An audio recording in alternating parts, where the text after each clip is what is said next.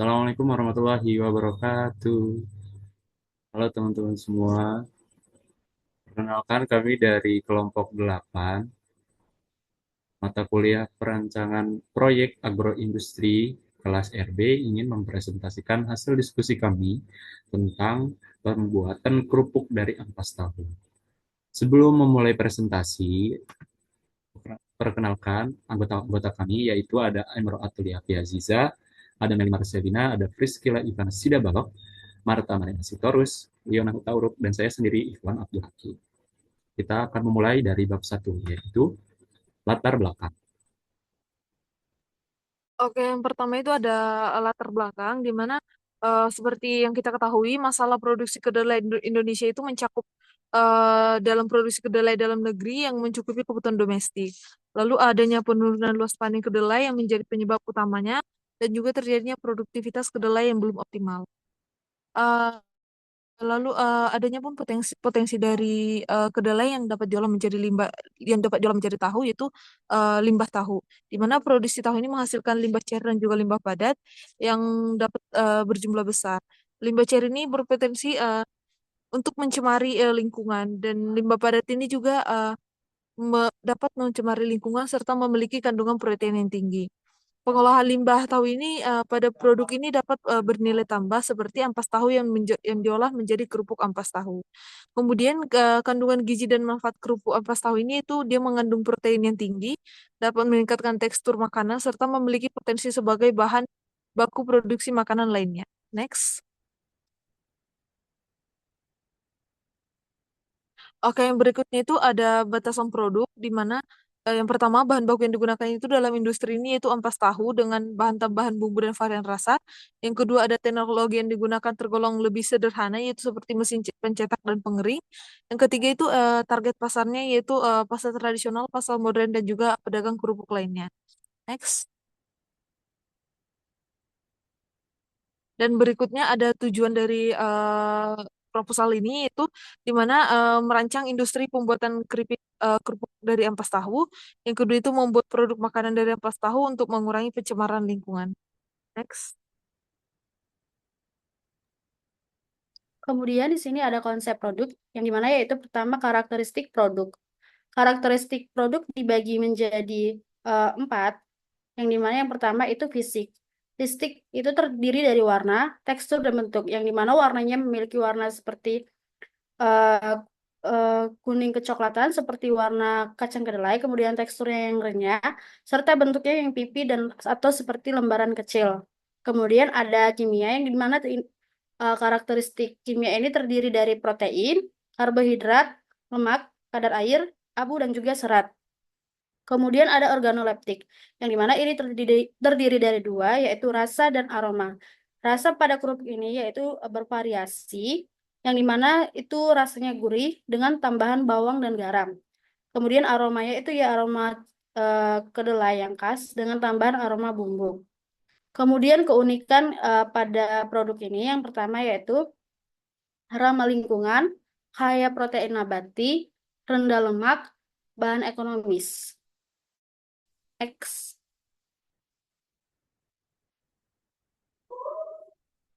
Kemudian di sini terdapat pada kemasan yang akan digunakan pada produk, yang mana kemasan ini terdiri dari dua, yaitu standing pouch dan saset, yang dimana kedua kemasan ini menggunakan bahan metalize. Next. Kemudian di sini ada kemasan sekundernya, yang dimana kemasan sekundernya itu ya berupa kardus untuk melindungi produk dari uh, kerusakan. Kelebihan produk, yang dimana kelebihan pada produk kerupuk ampas tahu ini terdiri dari lima, yaitu ramah lingkungan, nilai gizi tinggi, nilai produksi rendah, kreativitas dalam kuliner, dan potensi pasar yang menarik. Next.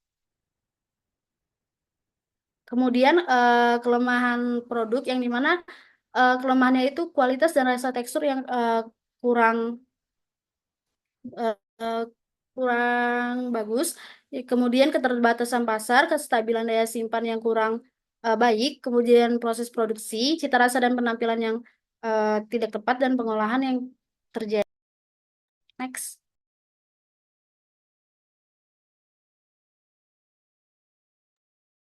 Oke, selanjutnya ada kesenjangan dan konsumsi, kesenjangan produksi dan konsumsi, di mana produksi kerupuk ampas tahu ini memiliki potensi yang besar untuk mengurangi limbah organik dan meningkatkan nilai tambah dari produk ampas tahu ini. Kemudian terdapat beberapa kendala dalam produksinya, yaitu seperti keterbatasan sumber daya manusia, ketersediaan bahan baku, keterbatasan teknologi, dan persaingan dari kerupuk lainnya. Next.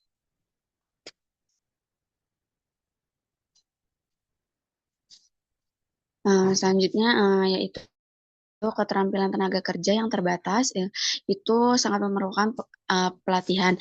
Sedangkan ketersediaan bahan baku itu tergantung pada produksi ampas tahu yang tidak selalu stabil. Kemudian dari adanya keterampilan tenaga yang membutuhkan keterampilan, adanya persaingan dengan produk kerupuk lain yang menambah tantangan untuk produksi ampas tahu ini. Next. Berikut ekspor dan impor kerupuk ampas tahu ini memiliki potensi yang besar untuk diekspor karena dapat meningkatkan nilai tambah produk lokal dan menarik minat konsumen internasional. Namun terdapat tantangan dalam memenuhi standar mutu internasional, yaitu menghadapi persaingan ketat dan memastikan efisiensi biaya produksi. Next. Kemudian tren kecenderungan pola konsumsi. Produk ini memiliki potensi yang berkembang di pasar lokal maupun internasional, terutama dipromosikan sebagai cemilan yang ramah lingkungan dan berinovasi. Kerupuk ampas tahu ini juga terbuat dari sisa olahan kedelai yang cocok untuk tren makanan rendah kalori, rendah lemak, dan kaya protein. Next. Berikut ada program pemasaran yang kami lakukan, yaitu ada produk, promotion, page, plate, people, physical evidence. Next. Dan dari proses ini yaitu pengumpulan ampas tahu, pencampuran bahan baku, kemudian pengadonan, selanjutnya pengukusan, pendinginan, pengeringan, penggorengan, penirisan, kemudian pengemasan, kemudian jadi produk keripik ampas tahu. Next. Kemudian ada strategi pemasaran. Di sini ada segmentation, yaitu ada geografis, demografis, psikografis, dan perilaku. Kemudian ada targeting, di mana targeting keripik ampas tahu ini dari remaja hingga dewasa, terutama di kalangan milenial dan Gen Z. Kemudian ada positioning, yaitu produk kami itu keripik ampas tahu. Ini nih cocok dijadikan sebagai makanan ringan atau cemilan atau untuk bersantai bersama keluarga. Next.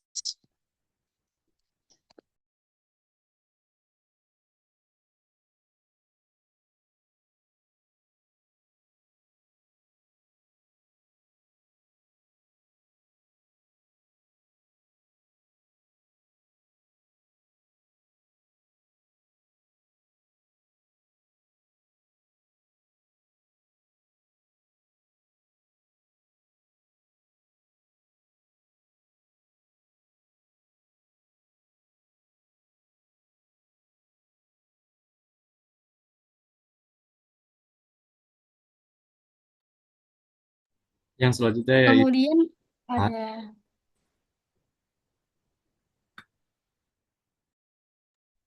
selanjutnya yaitu aspek teknis dan teologis, yang dimana pada aspek ini terdiri dari target pasar, sumber daya alam, serta sumber daya manusia. Next.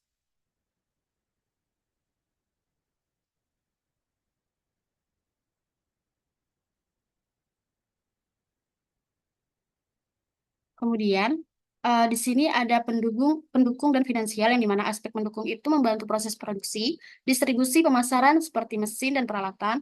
Kemudian ada pengemasan, infrastruktur logistik, distributor, dan retailer dan izin produksi. Yang dimana pada aspek ini terdiri dari bahan baku itu sebanyak 300 kg yang diperoleh dari supplier UMKM yang terdapat di Gunung Sulah, Kota Bandar Lampung, Kelurahan Wayahalim. Next. Selanjutnya ada analisis kebutuhan dan suplai bahan baku, yang dimana suplai bahan baku dapat dilakukan dengan prinsip just in time, yang dimana prinsip ini dapat meminimalkan jumlah stok atau inventaris yang disimpan dalam gudang. Kemudian ada rencana dan strategi penggandaan bahan baku, yang dimana bahan baku disuplai langsung dari industri tahu, menggunakan berbagai industri agar menghindari permasalahan dalam pasokan bahan baku. Next.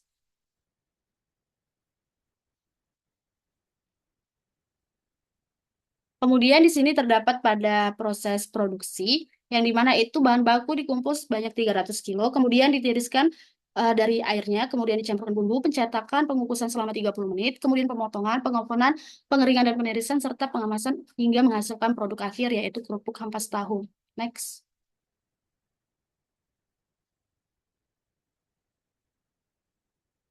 Yang dimana pada aspek teknis ini juga membutuhkan beberapa mesin, yaitu pengepresan hidrolik, pengukusan, oven,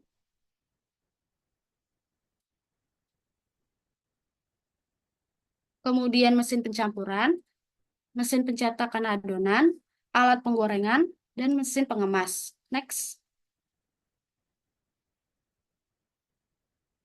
Di sini terletak tata letak yang akan digunakan, yang dimana menggunakan 8 ruang. Yang pertama itu ruang kantor, penerimaan bahan baku, ruang produksi, ruang pengemasan, gudang penyimpanan, toilet, ipal, dan parkir. Next.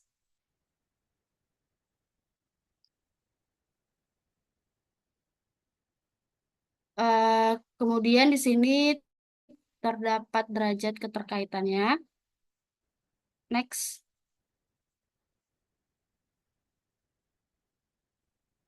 Dan di sini terdapat layout yang akan digunakan pada perusahaan. Next.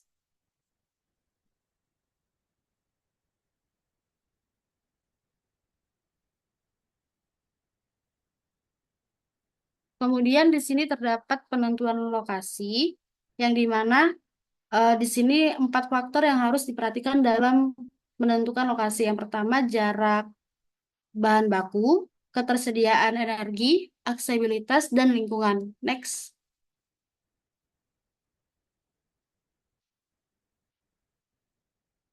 Yang selanjutnya yaitu aspek organisasi. Jadi untuk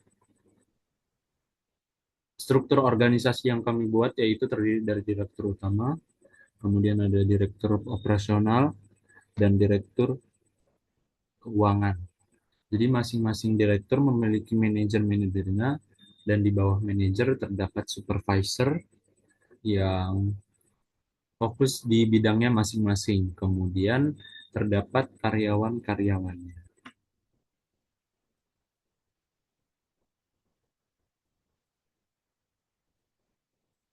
Yang selanjutnya terdapat jumlah tenaga kerja yang dibutuhkan, seperti direktur utama 1 orang, direktur operasional 1 orang, direktur keuangan 1 orang, manajer pabrik 1 orang, manajer marketing 1 orang, manajer SDM 1 orang, manajer akuntansi dan keuangan 1 orang, manajer laboratorium 1 orang, manajer pengolahan limbah 1 orang, supervisor proses 1 orang, dan masing-masing supervisor 1 orang dan memiliki kerja tetap sebanyak 20 orang dan pekerja tidak tetap 94 orang. Selanjutnya ada aspek legal dan judirius, yang dimana PT Kranstofu yang direncanakan pada usaha perancangan proyek industri ini akan mendirikan badan usaha yang berupa perseorangan terbatas, yang dimana pada badan usaha perseorangan terbatas adanya pemisahan harta pribadi dan harta perusahaan. Kemudian mudah dalam pendanaan seperti mendapatkan modal usaha, pinjaman bank, investor. Kemudian adanya perlindungan hukum, kemudahan dalam peralihan, fleksibilitas menjalankan usaha. Next.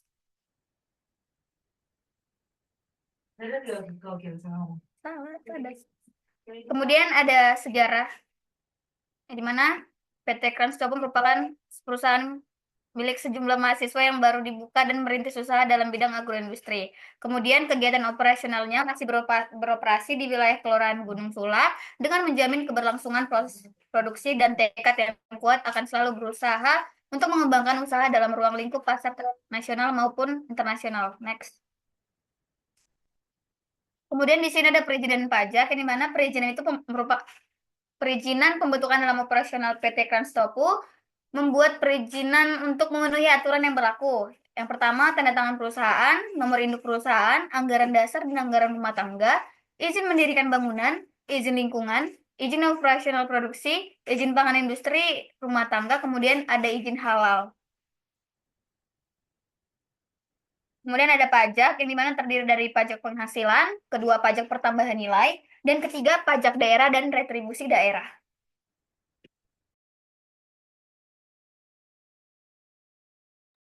Oke, selanjutnya ada di aspek lingkungan, di mana salah satu konsep pengelolaan lingkungan yang diterapkan yaitu mengurangi pencemaran dari limbah padat organik hasil produksi tahu dengan cara mengolahnya menjadi kerupuk.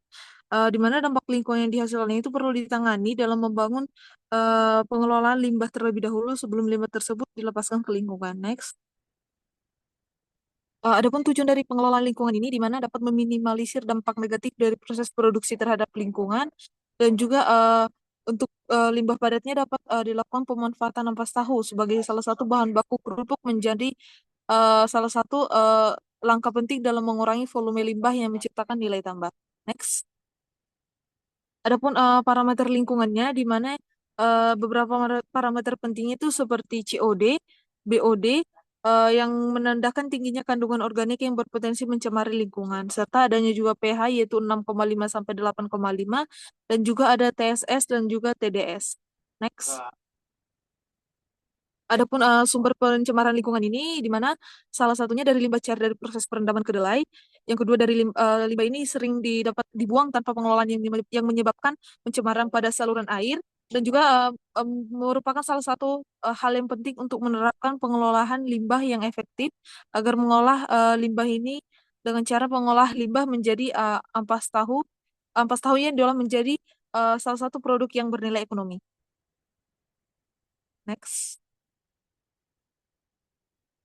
Adapun penanganan produk sampingnya, di mana ampas tahu ini dapat diolah dan digunakan sebagai pakan ternak dengan cara mencampurnya dengan bahan protein lainnya, dan juga ampas tahu ini dapat dimanfaatkan sebagai bahan tambahan untuk menjadi pupuk kompos. Next. Penanganan limbah juga dapat dilakukan dengan pembuatan cerobong asap agar terhindar dari proses pencemaran di sekitar industri kerupuk ampas tahu, dan juga dapat melakukan pelatihan pembuatan pupuk organik limbah cair industri kerupuk ampas tahu. Yang berikutnya itu ada bab 8, yaitu aspek ekonomi finansial, di mana yang pertama dengan asumsi dasarnya, PT Crunchy Tofu ini salah satu industri yang memproduksi kerupuk dengan inovasi pembuatan kerupuk yang berdasarkan bahan baku ampas tahu, di mana PT Crunchy Tofu ini meliputi beberapa biaya besar seperti biaya yang untuk digunakan dalam merealisasikan usahanya seperti penentuan jumlah harga baku, suku bunga pinjam, biaya pemeliharaan, dan juga biaya penyusutan. Yang pertama itu ada biaya bahan baku. Biaya bahan baku meliput ampas tahu, bawang putih, ataupun disebut dengan bahan-bahan yang digunakan dalam memproduksi kerupuk ampas tahu dengan jumlah sebanyak 648,75 kg dengan biaya per bulan sebesar 72.897.500 serta biaya dalam per tahun itu 874.770.000. Yang kedua itu ada suku bunga pinjam, di mana suku bunga pinjaman ini dengan bunga kredit investasi sebesar 12% dengan modal pinjaman sebesar 760 juta dengan total investasi yaitu sebanyak 864.545 dengan bunga pinjaman yang dilakukan dalam kurun waktu per bulan itu sebanyak 63.333.333. Adapun bunga dalam per tahunnya yaitu 91.200.000. Adapun bunga per bulan sebanyak 7.600.000. Yang berikutnya itu ada biaya pemeliharaan, di mana biaya pemeliharaan ini mencakup bangunan, instalasi penunjang, mesin dan peralatan kantor serta kendaraan yang mencakup dalam per tahun yaitu biayanya 41.545.000. Yang berikutnya itu ada biaya penyusutan, di mana biaya penyusutan yang telah diuraikan dalam tabel bahwa menghasilkan nilai sisa sebesar 18.090.000 dengan biaya penyusutan per tahunnya itu 8.140.500. Yang berikutnya ada kapasitas produksi, di mana kapasitas produksi ini merupakan salah satu hasil produksi maksimal yang didapatkan dalam perusahaan dalam periode tertentu, di mana kapasitas produksi ini ditentukan berdasarkan skenario optimis, skenario moderat, dan juga skenario pesimis. Skenario optimis itu merupakan skenario yang diasumsikan jika produksi naik 10% jika permintaan naik, sehingga menghasilkan kapasitas produksi sebesar 740 pieces per hari. Yang kedua itu ada skenario moderat, di mana skenario moderat ini permintaan sesuai dengan produksi sebesar 640 pieces per hari. Yang berikutnya ada skenario pesimis, dengan jika permintaan turun 10% maka kapasitas produksinya itu 574 pieces per hari. Oke, selanjutnya ada analisis biaya. Biaya investasi itu merupakan biaya yang dikeluarkan oleh investor untuk membeli ataupun menjual investasi yang mereka miliki. Tujuannya itu agar mendapatkan keuntungan dalam periode berjalannya suatu usaha. Berikut ini ada tabel biaya tetap. Yang pertama itu komponennya ada biaya penyusutan dengan kontribusi 7.676.025 dengan biaya 7.676.025. Terus yang kedua itu ada biaya maintenance, kontribusinya itu ada 3.462.083. Terus biayanya juga sama demikian. Komponen yang ketiganya selanjutnya ada biaya promosi. Kontribusinya itu ada 8 juta dengan biaya juga 8 juta. Terus ada komponen biaya pajak pabrik dengan kontribusi 3.360.000 dengan biaya 3.360.000. Selanjutnya ada biaya transportasi dengan kontribusi 1 juta dengan biaya juga 1 juta. Terus ada bangunan dengan kontribusinya 25 juta, biayanya juga 25 juta.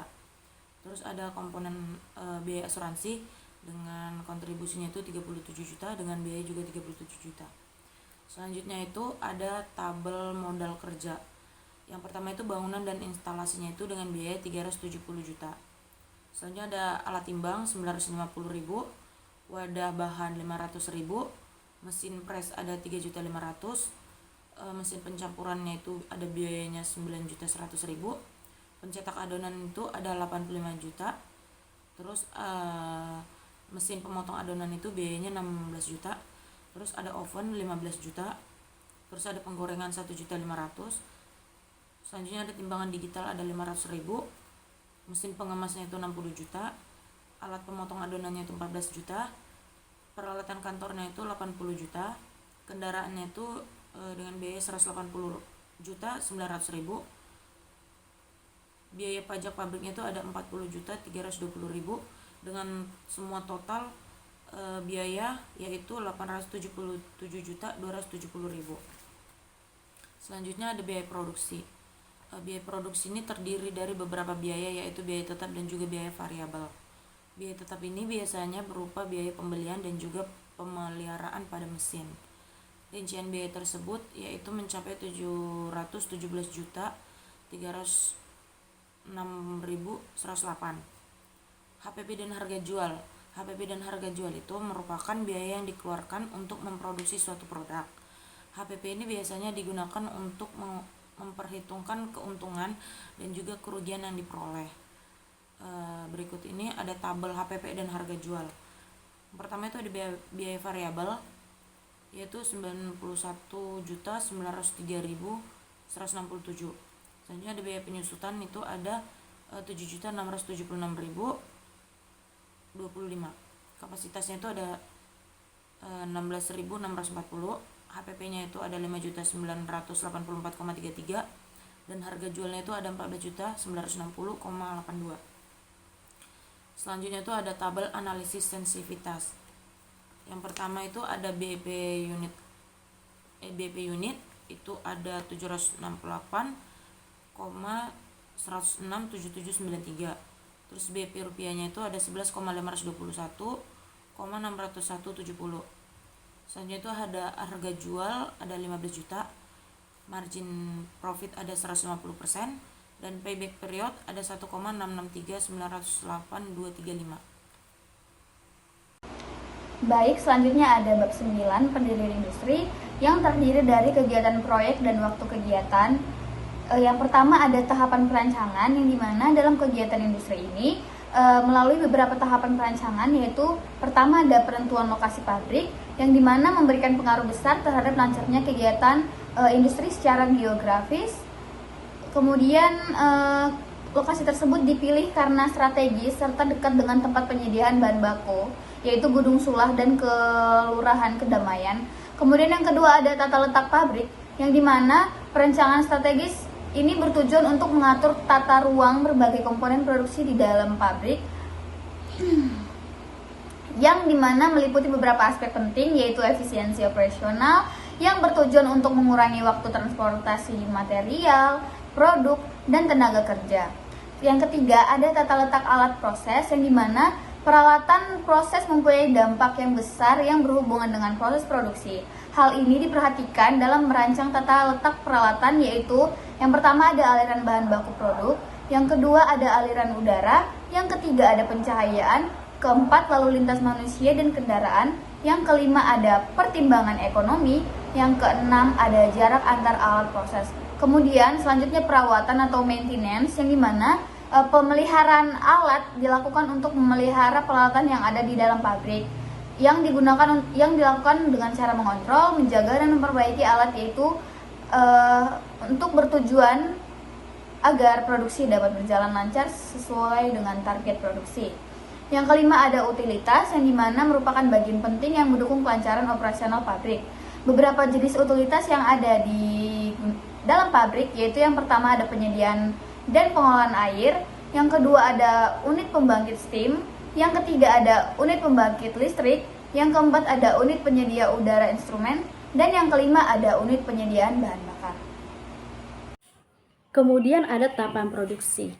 Tahapan produksi bertujuan untuk mewujudkan bangunan yang diperlukan oleh pemilik proyek yang dirancang dengan konsultan dengan biaya yang ditetapkan. Pada tahapan ini memiliki dua kegiatan.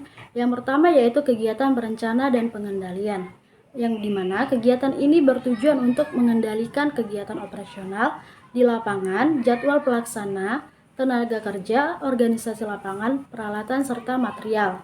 Kemudian kegiatan koordinasi, yang dimana kegiatan ini bertujuan untuk mengkoordinasi kegiatan pembangunan yang ada pada sumber manusia. Kemudian ada tahap startup. Tahap startup ini bertujuan untuk menjamin suatu bangunan yang telah sesuai dengan dokumen kontrak dan semua fasilitas bekerja dengan topoksinya. Adapun kegiatan yang mencakup pada tahapan ini, yang pertama yaitu mempersiapkan data-data pelaksana selama pelaksanaan maupun gambar pelaksanaan. Kemudian ada kegiatan untuk melakukan proses monitor bangunan dan melakukan perbaikan bangunan yang rusak. Lalu yang ketiga mempersiapkan petunjuk operasional serta pedoman pemeliharaan bangunan. Dan yang terakhir ada melatih para staf dalam melaksanakan kegiatan pemeliharaan. Selanjutnya ada diagram aliran kerja, di mana diagram kerja adalah alat manajemen proyek yang digunakan untuk merencanakan, menjadwalkan, dan mengendalikan kemajuan aktivitas dalam suatu proyek. Alat ini membantu memastikan semua kegiatan terorganisir dan berjalan sesuai dengan yang dijadwalkan. Biasanya jaringan kerja ini disajikan dalam bentuk diagram. Manfaat jaringan kerja ini meliputi sebagai aspek pengelolaan proyek, perencanaan proyek. Jaringan kerja ini dapat membantu mengidentifikasi aktivitas yang diharuskan dapat dilakukan, menentukan urutan pelaksanaan, serta kebutuhan sumber daya dan waktu. Jaringan kerja mendukung pengendalian proyek dalam memantau kemajuan melalui perbandingan antara jadwal aktual dan rencana. Dapat dilihat sebagai berikut pada tabel 9.1 jaringan kerja PT Kranstofu. Di sini yang pertama ada pengumpulan bahan baku dengan kode A, kemudian penimbangan dengan kode B, kemudian ada penirisan dengan kode C, kemudian ada pencampuran kodenya D, kemudian pencetakan kodenya E, pengukuran dengan kode F, kemudian pemotongan dengan kode G, kemudian ada pengovenan dengan kode H, kemudian penggorengan dengan kode I, dan yang terakhir ada penirisan minyak dengan kode C. Yang selanjutnya adalah kesimpulan dan saran.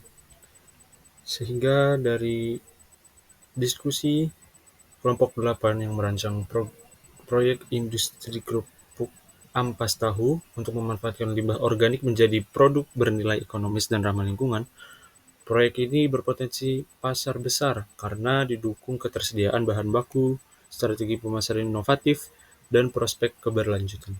Dengan pendekatan terstruktur dalam teknis manajemen, pemasaran, dan keuangan, proyek ini menawarkan solusi pengelolaan limbah dan membuka peluang usaha untuk meningkatkan kesejahteraan masyarakat.